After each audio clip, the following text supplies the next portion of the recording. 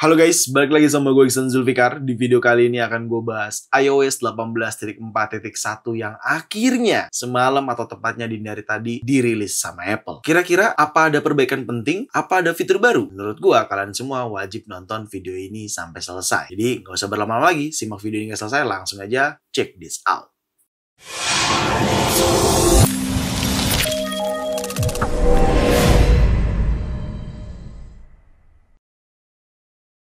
Ya, akhirnya Apple resmi merilis iOS 18.4.1 yang dimana lanjutan dari iOS 18.4. Ya, kita tahu 2 minggu lalu dan udah gue bahas juga di video sebelumnya di sini, iOS 18.4 sudah resmi dirilis sama Apple. Dan akhirnya Apple memberikan updatean selanjutnya di mana kita tahu kalau iOS 18.4.1 alias tambahan angka di belakang atau di angka ketiganya iOS 18.4.1 itu biasanya lebih cenderung ke perbaikan. Jadi bisa gue simpulkan, di video kali ini kemungkinan tidak ada fitur baru apa-apa. Karena memang updatean ini lebih ke perbaikan aja dan pastinya peningkatan-peningkatan performance di setiap fitur-fitur yang ada di iOS 18.4 tentunya. Seperti itu. Apple tidak hanya merilis iOS 18.4.1 aja. Adanya beberapa operating system lainnya yang diupdate sama Apple. Yaitu iPadOS 18.4.1, macOS 15.4.1, tvOS 18.4.1, dan visionOS 2.4.1. Nah, itu tadi adalah jajaran operating system Apple yang diberikan updatean semalam atau tepatnya di hari tadi sama Apple. Oke, gue langsung mulai aja lah ya. Karena ini lebih cenderung update perbaikan dan tadi udah gue cobain semuanya dan ini gue menggunakan iPhone 16 Pro. Ya, ada beberapa yang akan gue informasikan juga dan akan gue sharing juga sejauh ini penggunaan iOS 18.4.1 di iPhone gue. Seperti itu. Oke, karena ini sifatnya perbaikan, tadi udah gue coba secara performance. Dan di sini gue udah cobain berbagai penggunaan ya, seperti layaknya digunakan secara daily gue, karena for your information aja, iPhone 16 Pro ini memang gue gunakan secara daily ya, baik gue menggunakan Lightroom untuk ngedit foto gitu ya, sosial media, Instagram dan lain sebagainya, memang ini jadi daily gue. Sejauh ini performance di iOS 18.4.1 itu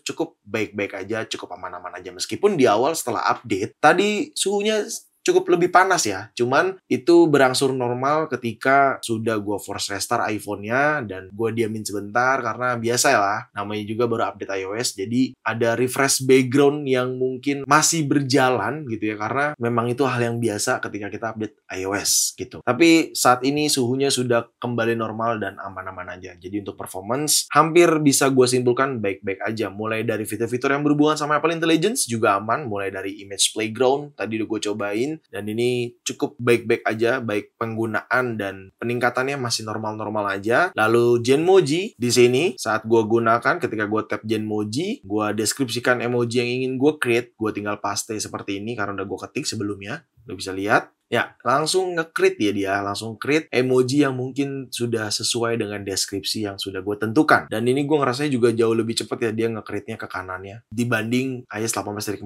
sebelumnya. Nah, gue pilih yang ini aja, gue add, dan ya ini jadi emojinya, dimana ini menggunakan fitur Genmoji. Gitu, tinggal kirim aja deh, jadi. Tapi di sini ada yang pengen gua garis bawahi ya, gue juga baru sadar tadi, animasi saat kita pilih icon plus di aplikasi message itu tuh kayak berbeda sendiri ya nih. Gua tap ya, tuh dia kayak lebih smooth gitu loh. Kalau kalian perhatikan tuh, baliknya lagi juga smooth banget gitu, kayak ada nuansa Apple Intelligence-nya. Tapi ya menurut gua itu kayaknya udah ada di iOS 18.4 mungkin ya, karena di sini mungkin gue baru sadar aja gitu. Dan untuk yang lain-lainnya sebenarnya masih normal ya, kecuali aplikasi kamera.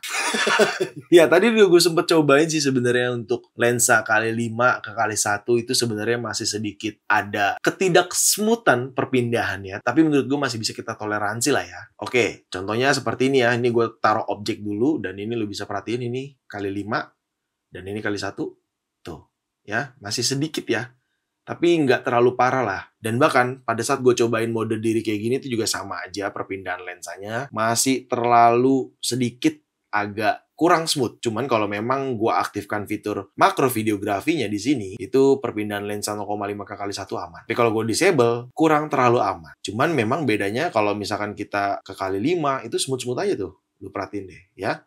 Tuh, 0,5 kali 5 aman. 0,5 kali 2 juga aman. Tuh.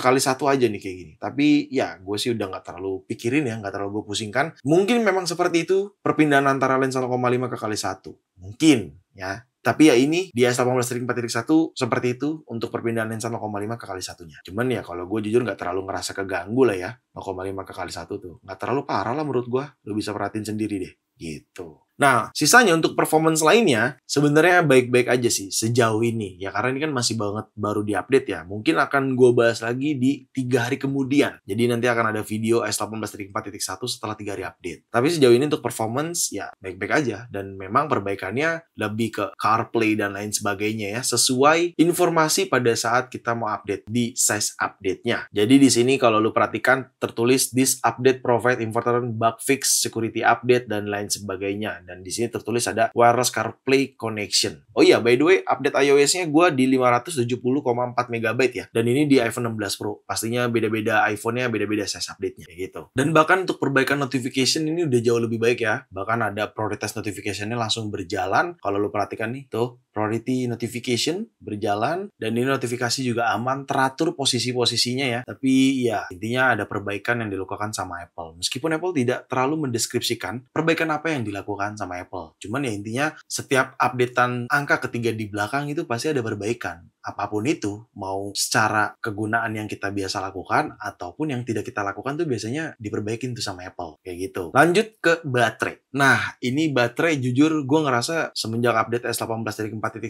dari awal rilis tadi sampai saat ini justru jauh lebih better ya daripada S18-4 sih. Nah, di sini lu perhatiin sendiri deh. Di 26%. Ini menurut gue jauh lebih aman sih, jauh lebih irit dibandingkan S18-4. Tapi nggak tahu nih, ini cuma perasaan gue doang atau gimana. Dan kalau kita cek daily activity gue, memang karena iPhone ini baru banget di restore, karena sebelumnya kan menggunakan version beta. Jadi untuk daily baterainya tuh sebenarnya masih fresh banget karena ini murni S18.4.1. Jadi setelah gue habis restore, habis itu gue update lagi ke S18.4.1, ya ini grafik S18.4.1 murni gitu. Cuman ya ini nggak bisa jadi parameter juga karena kan nggak ada datanya ya secara daily activity, karena kan sebelumnya gue menggunakan beta version tuh di video sebelumnya. Nah sekarang gue udah restore ke S18.4.1. Cuman abis gue restore dan belum gue update S18.4.1, gue cek tuh baterai health gue. Nih ada buktinya, gue sempat screenshot. Nah ini dia, ini buktinya nih kalau gue cek detailnya tuh. Jam 10 malam tanggal 16 April. Of course sebelum update S18.4.1, baterai health gue ternyata di 99%. Sudah turun 1%. Akhirnya setelah 7 bulan dari bulan September digunakan, dari pertama kali rilis akhirnya turun ke 99%. Ya ini cukup pencapaian nih menurut gue. Karena setahu gue, terakhir tuh gue pengguna iPhone 15 Pro itu 4 bulan lah. Jarak 4 bulan tuh udah turun ke 99% dari September gitu ya, 4 bulan ke depan. Nah, sekarang di 99%-nya saat bulan ke-7 pemakaian gitu. Jadi ini cukup menurut gue aman lah baterai health. Tapi ya yang mau gue sampein pesannya adalah buat teman-teman, jangan salahin updatean S18.4.1-nya. Takutnya memang sebelum update udah turun baterai health-nya. Dan yang perlu kalian pahami lagi, baterai health itu pasti akan turun cuy selama iPhone-nya kita gunakan. Jadi kalian gak usah terlalu khawatirkan yang berlebihan karena pasti akan turun cepat atau lambat kayak gitu. Dan ini untuk cycle count-nya di 230 ya. So far masih aman-aman aja. Jadi untuk baterai, sejauh ini gue menggunakan S18.4.1 meskipun data daily activity-nya belum ada. Tapi gue cukup happy karena ini, lihat aja deh, masih di 26%. Kalau S18.4 tuh kemarin, ya elah. Screen on kayak gini aja udah pasti turun tuh 1% tuh. Gitu di S18.4. Dan ya, gue cukup happy di S18.4.1 sepertinya baterainya malah lebih irit. Jauh lebih baik sih harusnya daripada S18.4. So selanjutnya juga Apple memberikan security update di S18.4.1. Ya ini mungkin yang bisa kita kategorikan, bisa kita anggap updatean ini penting karena ada security update. Dan ini adalah release notes yang ada di S18.4.1.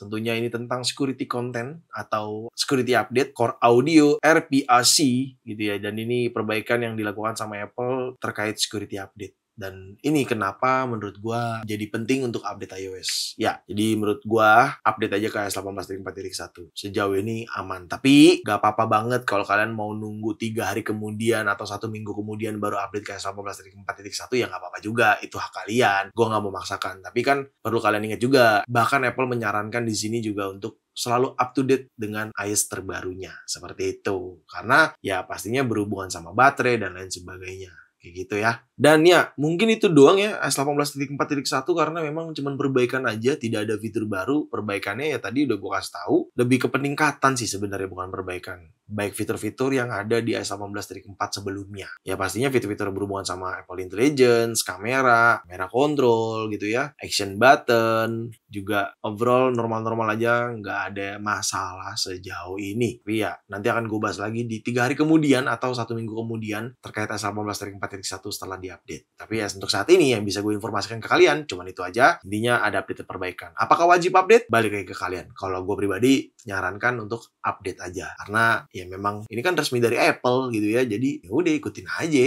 gitu cuy. Jadi gue rasa cukup ya video kali ini itu aja karena memang nggak terlalu banyak isi dari iOS 18.4.1, lebih ke perbaikan aja. Oke, segitu aja video kali ini. Semoga sangat bermanfaat buat teman-teman semua. Jangan lupa untuk like video ini, share video ini ke sosial media kalian, ke grup WhatsApp, ke grup TikTok, ke grup apapun. Kalian share aja sebanyak-banyaknya dan pastikan kalian mendukung channel ini dengan cara men-subscribe channel ini. So, see you next video. Bye-bye.